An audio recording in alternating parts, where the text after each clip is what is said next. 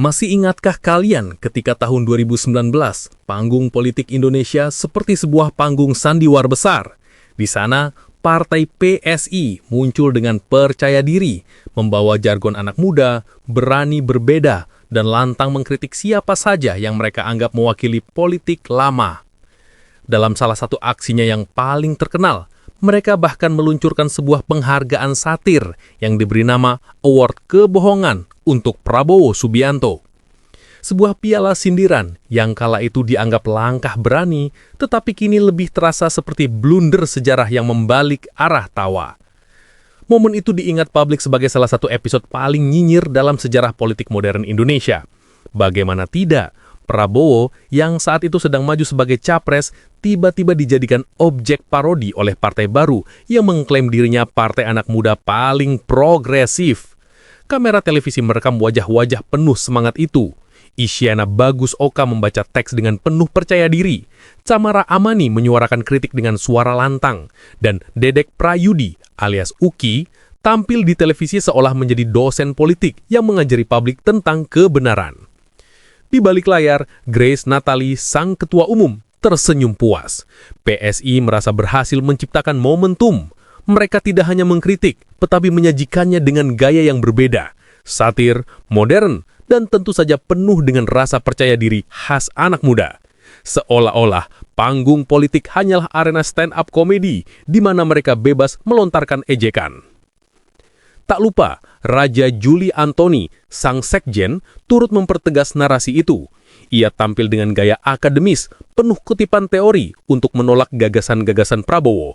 Di matanya, Prabowo hanyalah simbol politik masa lalu, figur yang sudah semestinya ditinggalkan. Semua itu terdengar serius di kala itu, namun ironisnya justru menjadi bahan tertawaan saat kita menengok ke belakang hari ini. Apakah mereka sadar bahwa ucapan-ucapan mereka akan terus hidup dalam arsip berita? Apakah mereka membayangkan bahwa publik akan mudah lupa? Nyatanya, internet tak pernah tidur, dan setiap pernyataan yang dulu mereka lemparkan, kini dengan mudah muncul kembali sebagai cermin yang menohok. PSI kala itu masih menggunakan logo mawar merah sebagai simbol. Mawar itu mereka klaim melambangkan cinta, keberanian, dan perjuangan anak muda. Sebuah simbol yang romantis, manis, bahkan indah di mata para simpatisan. Namun ironisnya, dengan mawar di tangan, mereka justru lebih sering melempar duri kepada lawan politik. Dan duri paling tajam mereka arahkan kepada Prabowo. Kini, bayangan mawar itu telah berganti dengan simbol baru, seekor gajah. Katanya gajah melambangkan kekuatan, kebijaksanaan, dan daya ingat panjang. Tapi di mata publik yang kritis, perubahan logo itu justru menimbulkan pertanyaan. Apakah PSI benar-benar ingin bertransformasi atau hanya sedang mencari kostum baru untuk menutupi wajah lama? Kalau gajah terkenal tidak pernah lupa, maka bagaimana dengan publik yang menyaksikan award kebohongan itu? Apakah publik juga seperti gajah yang tidak melupakan bagaimana PSI dulu mengolok-olok Prabowo di depan umum?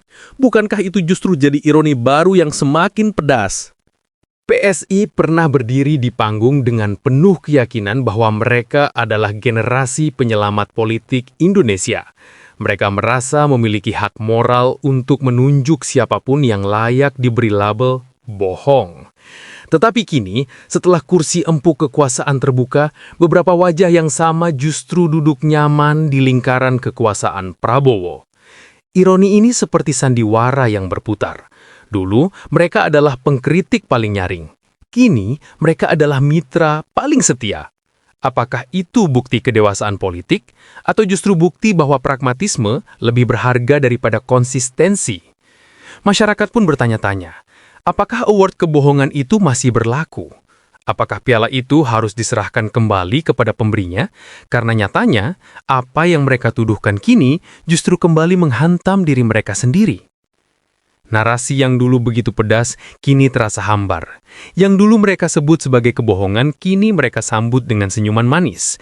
Yang dulu mereka labeli sebagai politik lama, kini mereka rangkul sebagai jalan baru. Bukankah itu adalah kontradiksi yang terlalu jelas untuk diabaikan? PSI dulu bangga dengan slogan Partai Anak Muda. Mereka percaya darah muda akan membawa pembaruan, kejernihan, dan konsistensi. Namun kenyataan membuktikan darah muda pun bisa cepat berubah haluan ketika kursi kekuasaan terbuka lebar. Mawar merah kini telah gugur berganti dengan gajah besar. Tetapi apakah perubahan simbol itu cukup untuk menutupi rekam jejak? Bukankah publik masih mengingat bagaimana setiap duri mawar dulu diarahkan tepat ke wajah Prabowo? Prabowo sendiri mungkin tersenyum melihat perubahan ini. Dulu ia dituding sebagai pemenang kebohongan, kini justru para penuding itulah yang datang menawarkan loyalitas. Apakah ini bentuk kebesaran hati Prabowo? Atau justru strategi jitu untuk menunjukkan bahwa bahkan para pengkritik paling keras pun akhirnya tunduk padanya? Bagi publik, inilah tontonan politik yang menarik. Sebuah cerita tentang bagaimana partai yang mengaku idealis pada akhirnya ikut juga dalam arus pragmatisme. Dan di sanalah ironi menjadi nyata. Apakah ini yang disebut politik modern? Atau sekadar politik lama yang dibungkus dengan jargon anak muda? Kalau benar politik adalah seni kemungkinan, maka PSI adalah buktinya. Dari mawar ke gajah, dari award ke kursi empuk, dari ejekan ke pelukan hangat. Semua berubah, semua berganti, dan semua itu terjadi begitu cepat. Dan akhirnya pertanyaan itu muncul lagi. Apakah benar yang berubah adalah Prabowo? Atau sebenarnya yang paling berubah adalah mereka? Roda politik Indonesia selalu berputar, dan PSI adalah salah satu contoh paling nyata bagaimana arah putaran itu bisa mengubah segalanya. Di tahun 2019, mereka berdiri sebagai barisan paling keras menentang Prabowo, melabelinya dengan penghargaan kebohongan, bahkan menolak mentah-mentah gagasan dan narasi politiknya. Namun, ketika 2024 datang, arah roda berubah drastis. Jokowi mendukung Prabowo, peta politik bergeser, dan PSI pun ikut dalam arus besar itu tanpa banyak pertanyaan. Publik tentu terkejut bagaimana mungkin orang-orang yang dulu paling keras mengkritik kini menjadi bagian dari lingkaran kekuasaan yang sama. Pertanyaan ini bergema di media sosial, di ruang-ruang diskusi, bahkan di kedai kopi tempat orang biasa membicarakan politik dengan nada sinis. Apakah semua kritik itu hanya basa-basi? Apakah semua nyanyian tentang integritas hanya hiasan kampanye belaka? Dedek Prayudi, sosok yang dulu rajin tampil di televisi dengan gaya intelektual, seringkali menyebut Prabowo dengan kata-kata yang sinis. Ia pernah memberi kuliah panjang di depan kamera, seolah publik adalah mahasiswa yang wajib tercerahkan tentang bahaya memilih Prabowo. Namun kini suaranya meredup. Tidak ada lagi lantang kebenaran absolut yang dulu ia yakini. Publik pun bertanya-tanya, kemana perginya semangat itu? Apakah hilang bersama dengan datangnya tawaran kompromi politik? Isana Bagus Oka juga sempat jadi wajah lantang PSI. Saat award kebohongan diluncurkan, dialah salah satu yang tampil di depan, membaca naskah dengan ekspresi penuh percaya diri. Kini, rekaman itu terus berputar di dunia maya, dijadikan bahan satir dan meme oleh netizen. Seolah-olah sejarah sedang menertawakan dirinya sendiri. Raja Juli Antoni bahkan lebih menarik lagi. Dari sekjen partai yang dulu mengejek Prabowo dengan gaya akademis, ia kini dipercaya sebagai Menteri Lingkungan Hidup dan Kehutanan. Bayangkan, orang yang dulu menghadiahi piagam kebohongan, kini justru menerima kursi menteri dari tangan yang sama. Apakah ini keajaiban politik atau sekedar drama ironis yang terlalu absurd untuk dipercaya? Lalu ada Grace Natali, sosok yang menjadi simbol PSI sejak awal. Ia dulu menyebut Prabowo mewakili politik lama dan PSI adalah antitesis dari itu. Kini, partai yang ia pimpin ikut duduk di meja yang sama. Bukankah itu kontradiksi yang bahkan Shakespeare sekalipun akan kesulitan menuliskannya dalam naskah tragedi? Semua ini terjadi begitu cepat. 5 tahun mungkin terasa lama di kalender, tapi dalam sejarah politik itu hanya sekejap mata. Bagaimana bisa dalam sekejap lawan berubah jadi kawan, sindiran berubah jadi pelukan, ejekan berubah jadi jabatan? Simbol partai pun ikut berubah.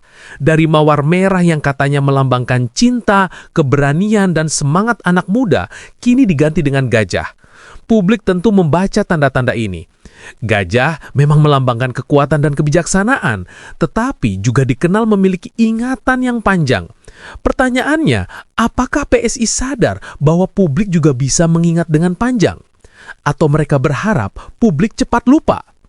Perubahan simbol ini semakin menegaskan bahwa PSI bukan lagi sekedar partai anak muda dengan jargon manis. Mereka kini mencoba tampil lebih dewasa, lebih kokoh, lebih kuat.